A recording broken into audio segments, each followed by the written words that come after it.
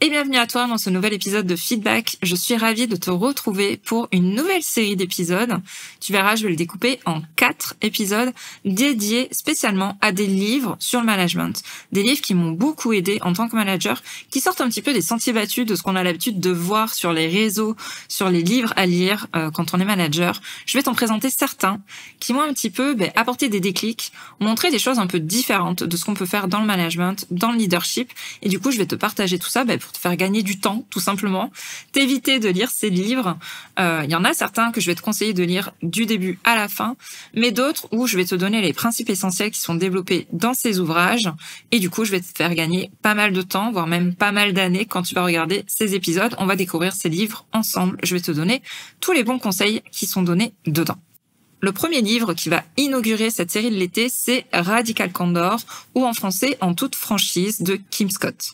C'est un livre qui a fait énormément parler de lui aux États-Unis, mais il est encore peu connu en France. Et je sais qu'en tant que femme manager, il peut t'intéresser parce qu'il parle d'un sujet qui est essentiel, qui est le feedback, qui est le fait de comment dire des critiques, on va dire, constructives à son équipe sans les blesser. Et on sait, quand on est manager, combien c'est difficile d'aborder ces sujets-là.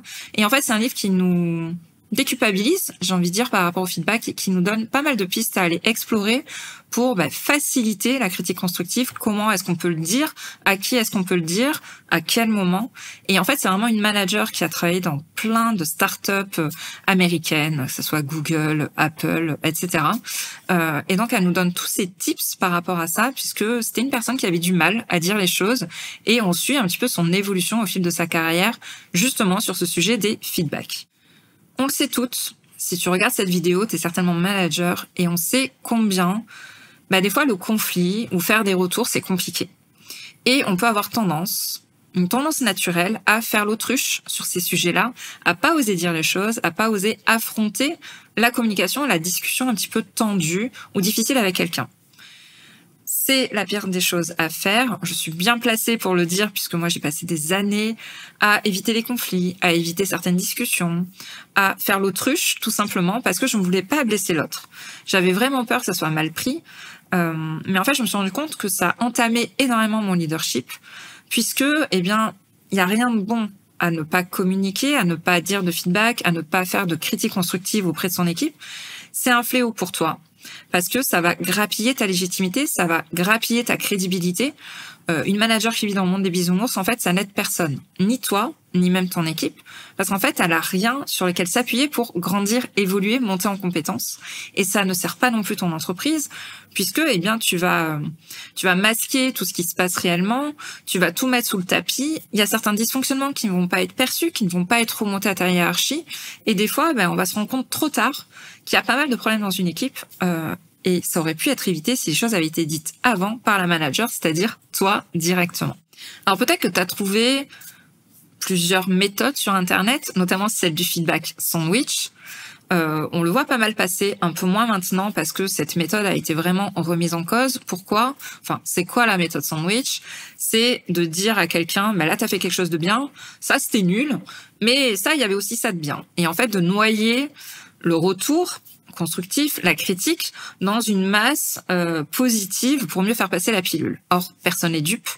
Et on sait très bien, on l'a tous vécu, même en tant que collaborateur, collaboratrice, quand on voit son manager arriver et qui commence à dire « Tu sais, t'as fait un super boulot là, mais franchement, ta prise de parole, elle était nulle, mais je suis super contente de toi quand même », généralement, on le perçoit très très mal, on l'a même mal vécu, et on se dit « Mais il nous prend vraiment pour une glandue », et on le voit même arriver avec ses gros sabots.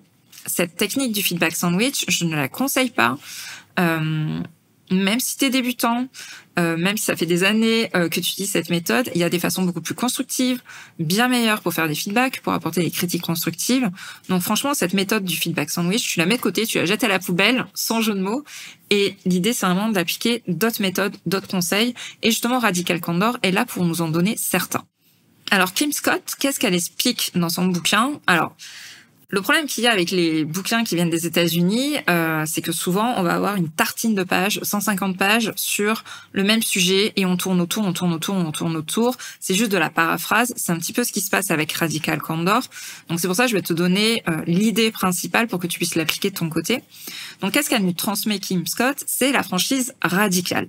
Ça consiste en quoi? Ça consiste en dire les choses clairement à la personne qui est en face de nous, mais tout en sachant qu'on estime cette personne, qu'on prend soin d'elle, qu'on lui veut du bien. Et surtout en lui montrant qu'on tient à elle et qu'elle est importante pour l'entreprise et le service. Je vais t'expliquer comment faire.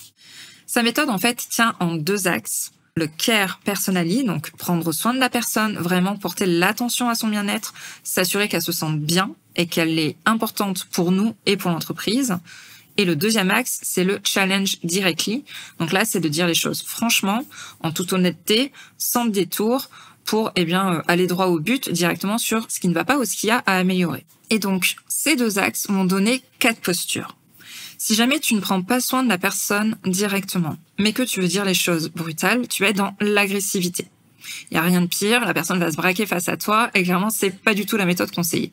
Tu vas avoir dans un autre cadran, si tu tiens vraiment compte de la personne, mais que tu ne dis pas les choses avec franchise, que tu ne la challenges pas, là, tu vas tomber dans de l'empathie qui ne fait évoluer personne, qui est même, on va dire, limitante.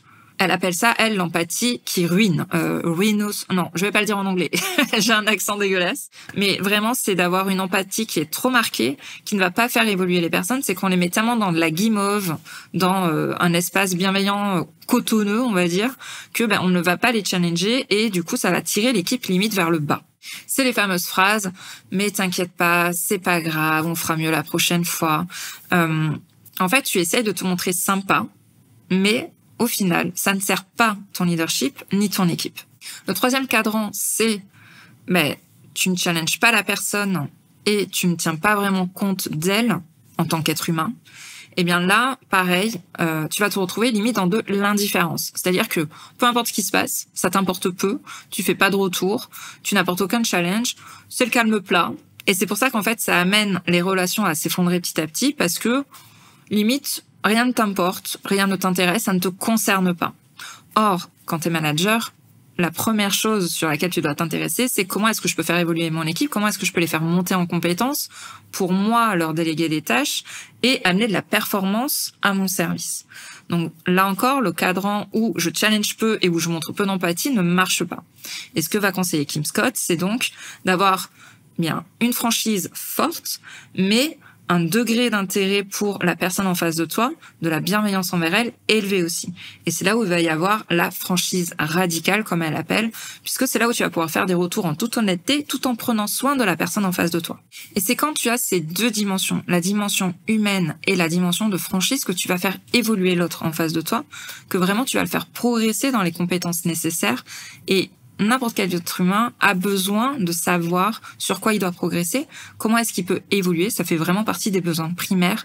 Et donc, c'est en ayant cette franchise radicale, comme l'appelle Kim Scott, que tu peux amener ça à ton équipe et répondre à ce besoin d'évolution. Avant de te détailler les 3 règles pour appliquer cette radical candor, je veux quand même te faire un warning qui est important pour moi. Il faut quand même prendre ce qui est dit dans ce livre avec des pincettes. Il ne faut pas oublier que c'est quelqu'un qui est issu de la culture américaine qui l'écrit, qui a travaillé dans des startups américaines, qui a rédigé cet ouvrage. Et on sait très bien que le monde du travail aux États-Unis n'a rien à voir avec le monde du travail en France. Les cultures sont complètement différentes. Et on a quand même des entreprises où la hiérarchie est beaucoup plus marquée, beaucoup plus forte. Et tu peux pas t'amuser à dire tout et n'importe quoi dans une culture française. Aux États-Unis, et on le verra dans un autre épisode de cette série de l'été sur les livres en management, il y a un autre livre dont je veux te parler qui est issu aussi d'une culture américaine. Le feedback est très présent chez eux. Et ils ont l'habitude d'en donner et ils ont l'habitude d'en recevoir. En France, ça commence à s'installer, mais c'est pas encore présent dans toutes les entreprises. Il y a aussi dans la culture américaine un peu cette idée de entreprise horizontale où il n'y a pas de hiérarchie, où personne n'est vraiment manager, etc., etc.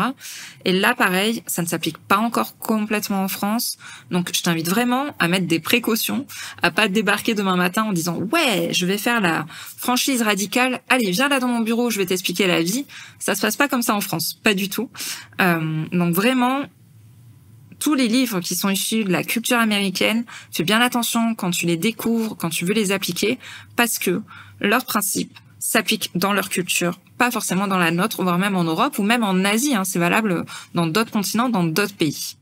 Là maintenant, je vais te donner les 3 principes clés qui sont détaillés dans ce livre, dans Radical Candor, pour appliquer cette franchise radicale, pour pouvoir être plus à l'aise, pour faire des feedbacks dans ton équipe, puisque c'est vraiment ça pour moi l'intérêt de cet épisode, c'est te donner des pistes pour arriver à aller au-delà de la peur du conflit et d'arriver à faire progresser ton équipe en leur donnant des feedbacks.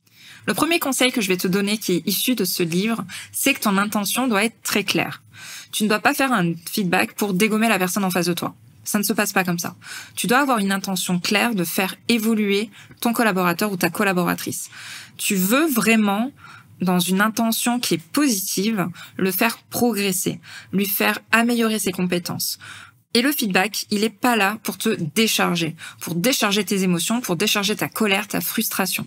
Si jamais tu utilises ce cadre de faire un retour pour décharger une énergie négative, ça ne marchera pas. Il faut vraiment que tu aies cette intention positive vis-à-vis de la personne pour la challenger, la faire progresser, la faire évoluer en tant qu'être humain, en tant que collaborateur ou collaboratrice. Le deuxième conseil que je te donne, c'est que peut-être que tu te dis « Waouh, je vais pouvoir faire des feedbacks à tout le monde, je vais pouvoir mettre en place cette franchise radicale, dire vraiment ce que je pense, ça va me soulager, etc. etc. » Attention avec ça. Il faut que tu sois prête à le faire uniquement si tu es prête à recevoir toi aussi des feedbacks sur ta façon de manager, sur ta façon de gérer les dossiers. Bien évidemment, c'est une conversation, c'est dans les deux sens. Moi, je t'invite à faire un feedback à quelqu'un de ton équipe, vraiment dans cette intention de la faire progresser, mais il faut que tu sois capable d'en demander aussi en retour. Il faut que tu montres que ce n'est pas uniquement descendant envers ton équipe, mais que tu es prête à en recevoir aussi pour améliorer ton management. Donc, ce que je t'invite à faire, c'est de vraiment formuler des feedbacks dans le sens où j'ai vraiment bien aimé ça quand tu as dit telle phrase en réunion. Pour la prochaine fois, pour que ça soit encore mieux, eh bien peut-être que tu pourrais la dire de telle façon ou avoir telle posture ou présenter telle ou telle chose. Formule vraiment ton feedback dans le sens d'une amélioration.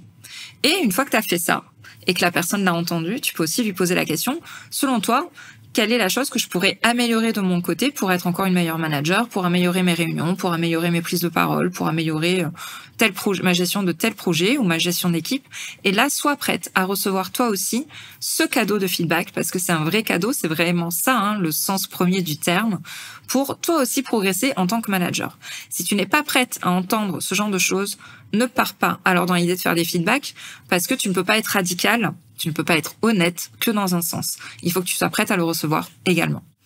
Et mon troisième conseil, qui est là aussi issu de ce livre, c'est de créer une culture du feedback.